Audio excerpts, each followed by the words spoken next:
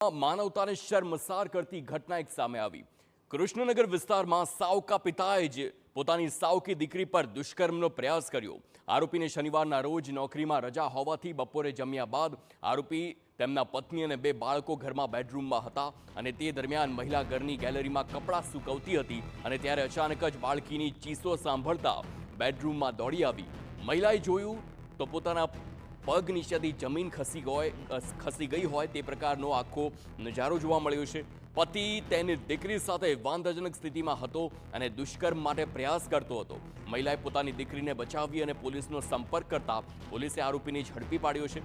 ભોગ બનનાર બાળકીની માતાએ વર્ષ 2019માં પહેલા લગ્ન કર્યા હતા, પરંતુ 2020માં છૂટાછેડા થયા હતા અને તેમની એક દીકરી હતી। ત્યારબાદ 28 ઓગસ્ટ 2021ના રોજ મહિલાએ આરોપી સાથે બીજા લગ્ન કર્યા હતા। બેન પોતાના કપડાં ધોતા હતા અને ગેલેરીમાં સૂકવતા હતા।